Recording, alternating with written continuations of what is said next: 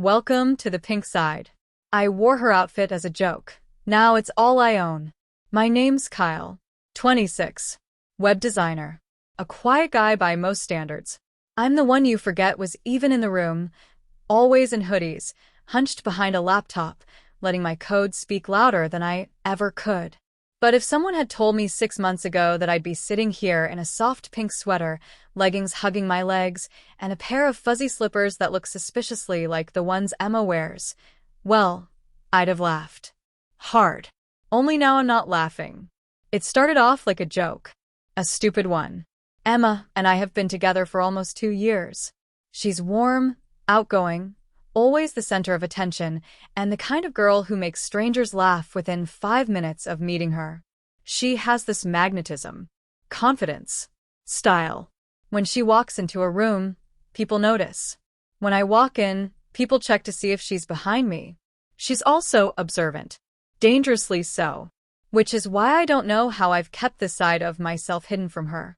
Maybe because I didn't know what it was myself. It was never something I talked about, barely something I admitted to myself. Just a memory of a dare in middle school when I wore my cousin's dress for laughs. Everyone laughed. I laughed.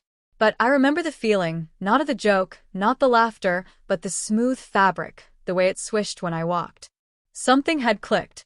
A switch flicked. I buried it deep. Life happened. College. Work. Emma. But every now and then, that curiosity would rise like a tide. We live in a small 2-bedroom apartment on the 5th floor of a slightly rundown but cozy building. The place is filled with Emma's touches, floral curtains, pastel cushions, a rack of heels that proudly guards the entrance, like soldiers. She's not controlling, but she's meticulous. And she has no idea that sometimes, when she's out late or away for the weekend, I tiptoe toward her closet. Just to look, just to imagine. Until last Saturday. Emma had gone on a weekend retreat with her yoga group. I'd helped pack her bags, kissed her goodbye, and promised I'd water her plants, which she named, by the way, Fernando, Petal, and Susan. The moment the door shut, silence fell over the apartment like a heavy curtain. No Emma humming in the bathroom. No clinking of her bangles. Just me and the closet door and a pounding heart. I told myself it was just for a minute, just a peek. The air inside her wardrobe was warm, scented faintly of vanilla and lavender. I reached in and pulled out a soft floral blouse, white with delicate pink petals, and a pair of high-waisted jeans that had always hugged her figure just right. I don't know what made me do it. Maybe it was boredom. Maybe it was something deeper I didn't have words for. I stripped. Slowly. Nervously. Every motion felt like I was stepping closer to something I couldn't return from. The blouse slipped over my head like it belonged there. The jeans? Tight. A struggle.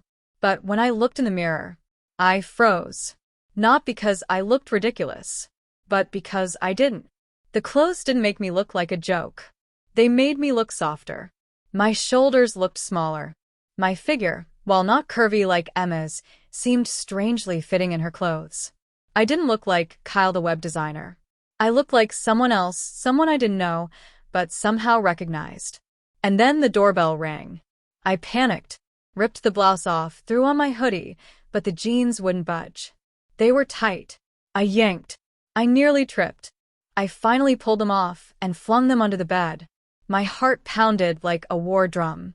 I opened the door, half expecting Emma standing there with her eyebrows raised. It was just a delivery. I let out a breath so loud the delivery guy blinked. After he left, I shut the door, back against it, chest heaving. I should have felt relief. But all I could think about was that reflection. The person staring back at me in the mirror. And how I already missed her. The next morning, I woke up and found myself opening her drawer again. I don't know what I was hoping for, permission? Closure? But this time, I went further. Bra. Panties. A soft sweater dress. I even tried on makeup. Badly. My hands trembled as I smeared on foundation too dark for my skin. Mascara that clumped. Lipstick that looked too bright. But still, I saw her again. She was starting to look real. And I didn't hate it. That was the beginning. I started spending more time as her when Emma wasn't home.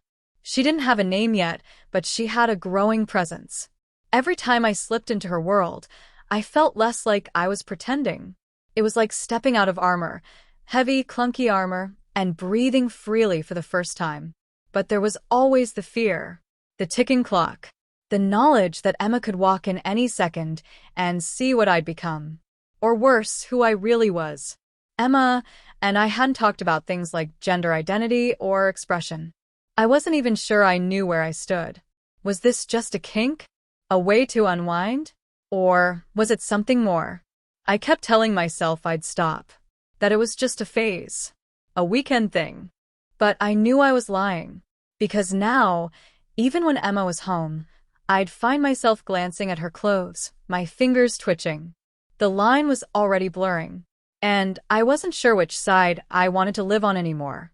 Over the next few weeks, I became an expert in time management. Emma usually left for work by 8:30 a.m., giving me about an hour before I had to log into my remote job. That hour became sacred. A ritual. I'd wake up early, listen for the sound of her keys jingling as she left, and then immediately spring into action. I'd pull out the outfit I'd already picked the night before, a soft lavender blouse with a scalloped collar, paired with a pleated skirt that barely brushed my knees. Underneath, Emma's lacy lingerie, stolen in secret and returned carefully each time. I kept everything meticulously clean. Deodorant applied, a shower before dressing, even a light spritz of her vanilla perfume, just enough to feel like her, not too much to arouse suspicion. At first, I felt ridiculous. But then, I started feeling alive. There was a thrill in the secrecy, in the risk. But underneath it all, a quiet fear kept growing. I was starting to depend on this feeling. As my morning routines became more elaborate, so did the emotional toll. Work meetings became a blur. My mind wasn't on client feedback or design revisions. It was on the mirror, on how that blush made my cheekbones pop, how the soft click of heels made me stand taller. I didn't feel powerful in those moments. I felt vulnerable, but also right. Emma, on the other hand, began to notice something. "Did you change your shampoo?" she asked one night, narrowing her eyes playfully. I panicked internally. No. Just maybe ran out of conditioner. She nodded slowly, but her eyes lingered on me longer than usual. Later that week, she mentioned, "You've been weirdly chipper in the mornings. New coffee blend." I shrugged. Just sleeping better, I guess. But that was a lie. I wasn't sleeping better. I was sleeping less. Restless with thoughts of lace, lipstick, and the tug-of-war inside me. The first real scare happened on a Tuesday. Emma had texted that she'd be home late, yoga and dinner with friends. I jumped at the chance. That evening, I fully dressed, a short black dress with a square neckline, sheer black tights, and her heeled ankle boots. I even styled a cheap wig I'd bought online. It wasn't great, but it gave me an illusion of femininity that made my breath catch. I was halfway through practicing a makeup tutorial, eyeliner wobbling dangerously close to disaster, when I heard the unmistakable click of keys in the door. I froze. She was early. Panic surged through me like ice water. I kicked off the boots, yanked the wig off, wiped at my face with a towel, leaving smudged mascara and a growing sense of dread. I barely got the dress over my head before she stepped inside. "Hey babe," she called, voice cheerful. I dashed into the bathroom. "Just got out of the shower," I called, trying to steady my voice. "Did you light a candle? Smells like vanilla in here." Crap. I'd forgotten to open a window. Yeah, just trying to unwind. When I emerged, she was on the couch scrolling through her phone. Her eyes flicked up and down me. "Why are your cheeks all red?" I mumbled something about the hot water and ducked into the kitchen. She didn't press. But that night, lying next to her in bed, I couldn't stop trembling. That was the night I realized I wasn't just afraid of getting caught. I was afraid of what getting caught would reveal about me. The next morning, in the silence of our apartment, I sat in front of the mirror and whispered, "Who are you?" The reflection looked back, not Kyle, not quite someone else. Just a version of me I wasn't used to seeing. I tried different names. Chloe. Sarah. Emily. None felt right. But when I whispered Kayla, something clicked. Kayla. She was soft. Feminine. Curious. A little awkward, a little beautiful. She was me. Soon, Kayla time became the highlight of every day. The boundaries between Kyle and Kayla blurred. I started buying clothes online and having them delivered to a nearby locker.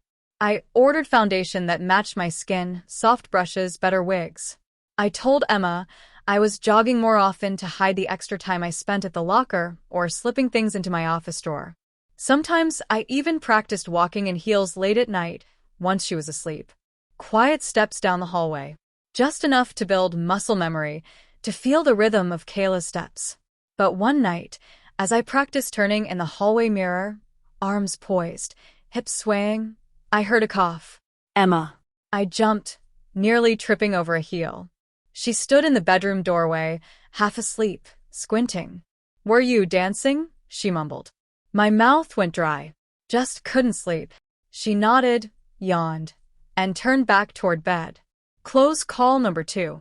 And this one felt tighter, closer, like the walls were closing in. Emma started noticing the emotional shift. "You've been distracted lately," she said during dinner. I nodded. "Work stress." She frowned. "You used to talk to me about stuff. I feel like you're shutting me out." I couldn't meet her eyes. How could I explain that her boyfriend had started to fall in love with a version of himself that only existed in her clothes? I started withdrawing more. I avoided intimacy, afraid she'd notice something.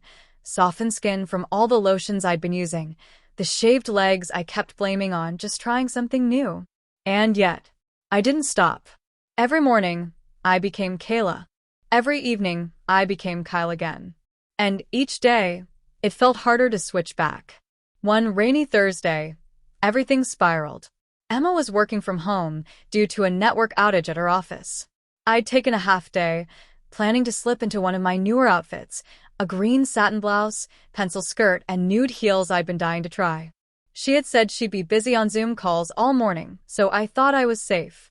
I locked the door to the spare bedroom, changed, and sat at the vanity. The makeup came easier now. A brush here, a tap there. Mascara. Lipstick. I was mid-photo session. Yes, I'd started taking selfies when I heard a knock. "Kyle." Emma's voice. I panicked and stood up too fast. 1 second. I need the external drive from your office drawer." Crap. I couldn't let her in. "Give me 5 minutes. I spilled something." Pause. "Why is the door locked?" Just a second." I yanked the heels off and reached for my hoodie, only to realize I'd left it in the other room. Then came the sound I feared most. The click of a spare key.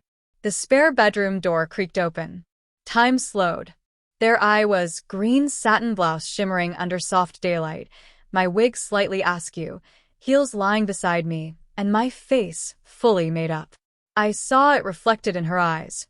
Confusion, shock, a flash of betrayal. Emma didn't speak right away. She stood there in the doorway, her hand frozen on the knob, mouth slightly open. Her gaze traveled down my body, lingering on the skirt, the tights, the trembling hands still holding a makeup brush. "Kyle," she said finally, barely a whisper. My throat was dry. I didn't mean to what?" Her voice cracked. To lie." Emma stepped inside, slow and deliberate. "How long?" she asked. I hesitated. "A while." She nodded, looking down at the makeup wipes on the vanity. "Is this to kink?" That stung more than I expected. "I don't think so. I mean, maybe, at first, but it's not that anymore." "Then what is it?" I didn't have the words. Just a lump in my throat. "I didn't tell you because I was scared." I managed. "Scared you hate me, or laugh, or leave." Emma let out a breath, folding her arms tightly. "And instead, you chose to live a double life?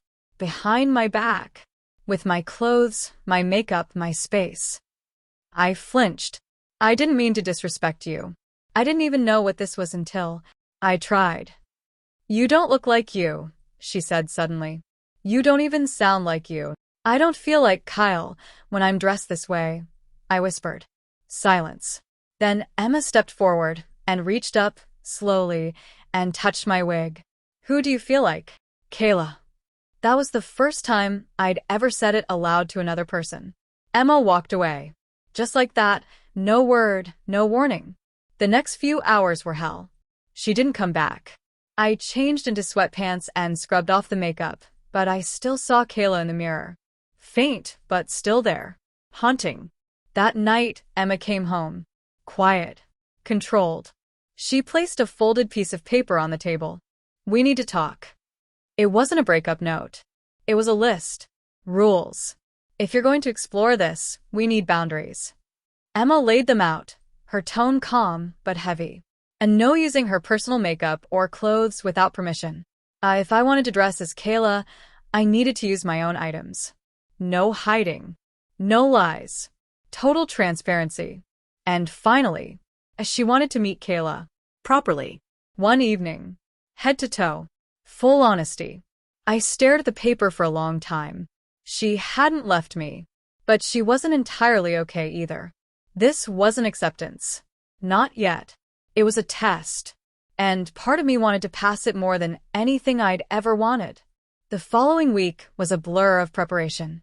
I ordered a new outfit, my first as Kayla, a fitted beige blouse, flowing wine-colored skirt, soft cardigan, and nude heels that didn't belong to Emma. I bought a better wig. I practiced voice exercises I found online, worked on posture, makeup, small mannerisms. And on Friday night, I emerged from the bedroom as Kayla for the first time, not in secret but in full view. Emma was on the couch. She looked up slowly, and her eyes widened. I expected horror. Or mockery. Instead, she looked curious. Almost analytical. She tilted her head. "You walk differently." "I've been practicing," I said softly. She smiled faintly. "You look calm." "I feel calm." She nodded, patted the couch beside her. "Sit. "Let's talk." For the next 2 hours we talked. Like real people. Like a couple who still cared for each other, even if we were both deeply confused. I told her about the thrill, the fear, the conflict of wanting this and not knowing why. She asked about the first time. The middle school dare. The shame I'd carried for years. We both cried. She confessed that it felt like she'd lost part of Kyle, but she also admitted that Kayla didn't feel like a stranger. "You have his eyes," she said quietly. "He has my heart," I replied. We laughed. Awkwardly. But it was a start. Just when things began to feel steady, real, fate twisted the knife. Emma's older sister, Nicole, showed up unannounced the next morning. She was in town early for a conference and thought she'd surprise us with brunch. I was Kayla when she rang the doorbell. I bolted for the bedroom, nearly slipping in my heels. Emma hissed, "Stay calm. I'll get the door. Just don't say anything."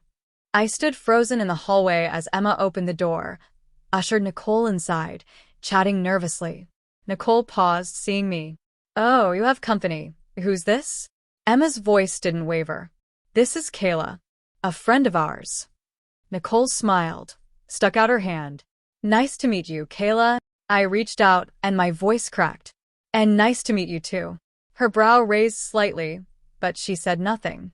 We sat. We ate. I barely touched my food. I could feel Nicole's eyes on me the entire time. And then she said lightly, "You look familiar."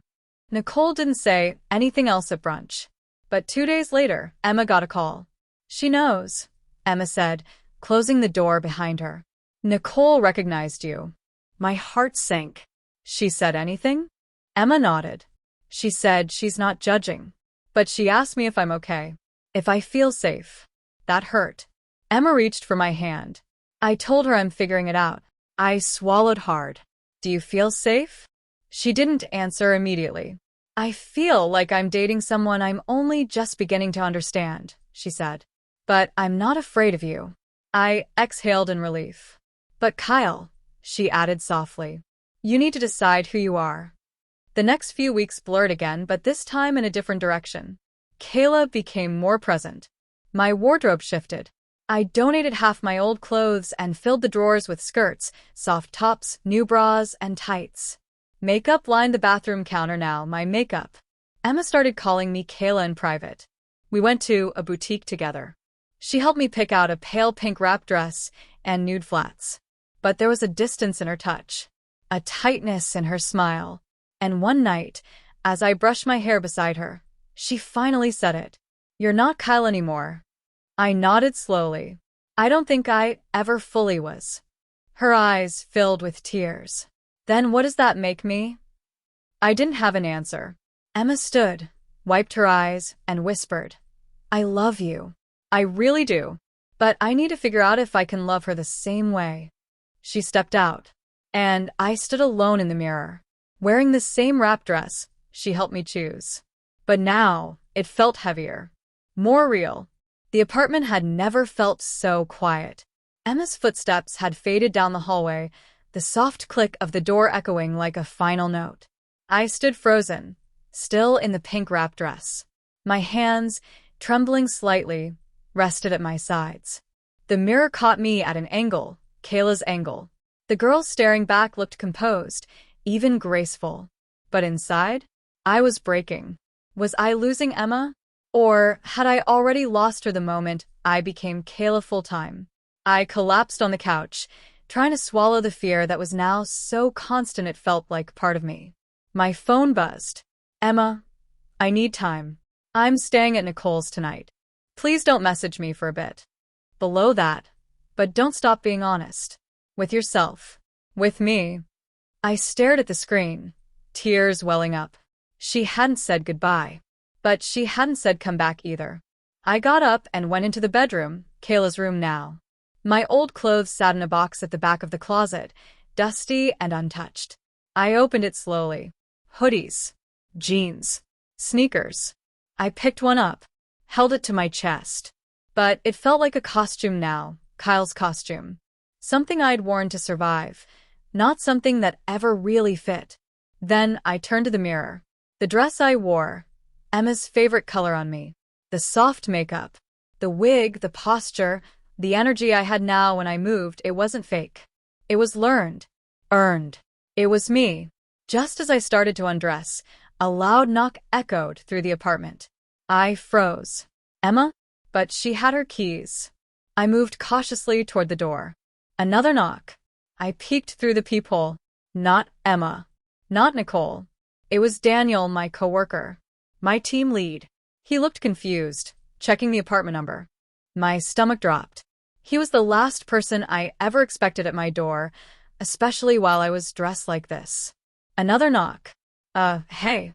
Kyle, he called. You in there? My pulse spiked. I backed away from the door, instinct screaming at me to hide, to strip off the wig, to grab a hoodie, anything. But I didn't move. Not yet. Another knock. Louder this time.